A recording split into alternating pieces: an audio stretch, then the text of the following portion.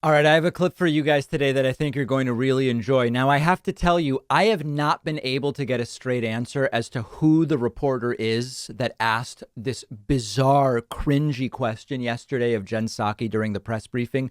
One person told me it was someone from Newsmax, but the person from Newsmax has denied that they were even there yesterday. So I don't know who this is, but I'm going to play for you such a cringy question. This makes Peter Doocy, who regularly asks absurd questions during the press briefings, actually seem sort of prepared. And there's a couple interesting things that go on here.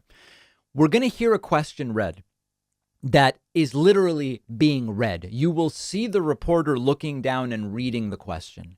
And what happens sometimes is when you read or use a talking point that you don't really understand, as soon as there's any question asked about it, as soon as there's any even remote pushback about it, it becomes humiliating and embarrassing. This happened when I was in Los Angeles and was interviewed by Jesse Lee Peterson. Jesse Lee Peterson was talking to me about Obama socialism because of phones, so-called Obama phones. And then he got all confused about what even the talking point is. And when you just get a talking point you're supposed to use and you don't even really understand it, it can end up being a complete and total faceplant. And that's what happens here. Now, in this particular case, the topic is inflation and Build Back Better and whatever. If you're allergic to cringe, I would skip the next 90 seconds. Okay, let's take a look at this. And a lot of, 20% of this is Jen Psaki now having some tools for handling these types of bad faith questions. 80% of it is the reporter just not having any idea what's going on. Check it out. Okay. Go ahead. Just a quick question on inflation. Many people believe that government spending is a big factor in the current inflation levels. By the way, many people believe is also good. Like that becomes a factor later as well. Can you speak to concerns that spending plans that come out of Build Back Better aren't paid for and so could mean higher deficits and more inflation in the future? Aren't paid for? Build Back Better is paid for. Entirely.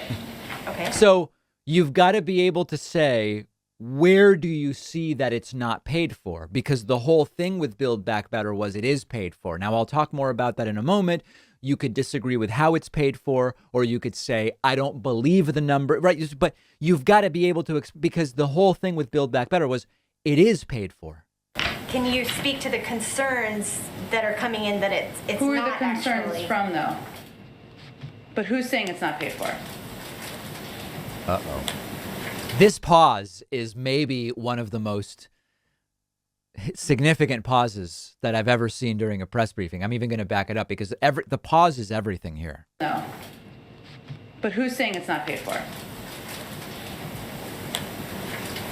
Because there have been a range of economists saying it's entirely paid for. Now, Jen Psaki bails her out. Jen Psaki should have allowed the silence to go on even longer, but she doesn't. She bails her out. And that has been a priority for the president.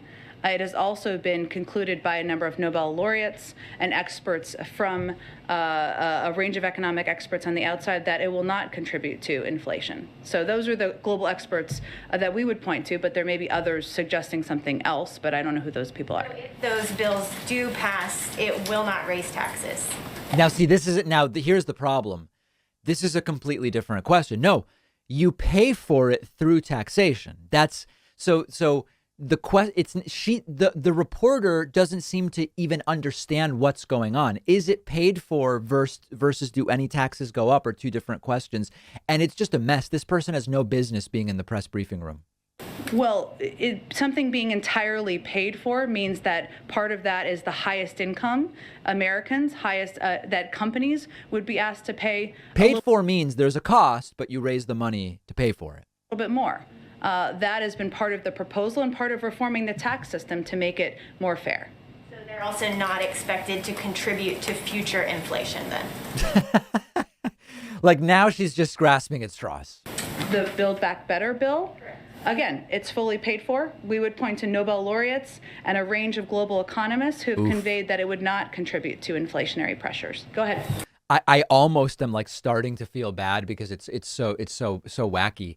You know, the question itself is just as bad as Peter Doocy's questions, but Doocy is ready with a comeback and he's ready with a slicker goalpost shift. And that's where she went wrong. The silence is just cringeworthy. And then she says, so taxes won't go up. Now, let's first talk about Build Back Better, which seems to be basically dead, although Joe Biden is going to look at whether he can do parts of it through executive orders, et cetera. There's a tax foundation general equilibrium model, which scored Build Back Better. There's a Congressional Budget Office model which scored Build Back Better.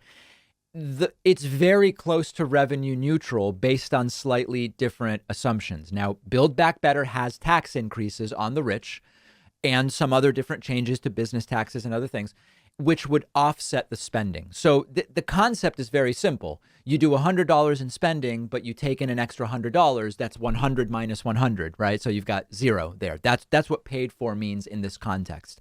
There is, I have no interest in obscuring from you guys that there is disagreement as to whether things would cost exactly what is projected 10 years out and as to whether the exact amount of revenue would be raised that the Biden administration predicts. There's a real question when you're talking about spending projected out years and revenue projected out years, particularly when the revenue is not, if I recall correctly, accounting for a dynamic tax model, which says, well, okay, here's how much you would get if you change the tax and nobody changes their behavior.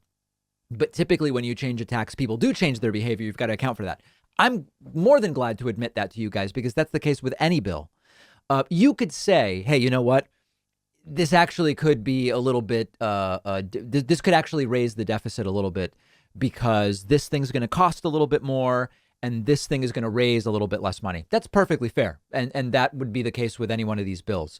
The problem is the reporter doesn't even know what's going on. She seems dazed. She doesn't seem to understand even the difference between paying for something and what it means to raise taxes, or what does revenue neutral mean. She just has absolutely no business being there, and Jen Psaki handling it well, but it's not a difficult one to handle because she's completely clueless. One of our sponsors today is Blue Chew, a unique online service delivering the same active ingredients as Viagra and Cialis in a chewable form and at a fraction of the cost. And they're giving my audience an entire month's supply for free. So if you think you could benefit from an extra boost of confidence when it's time, all you have to do is take a short quiz on their website. A licensed doctor approves your prescription. The medication comes straight to your home within days in a discreet package. No driving around to the doctor's office or the pharmacy. No waiting around. No awkward conversations with your doctor. All of Blue Chew's tablets are made in the USA. The entire process is just a few clicks.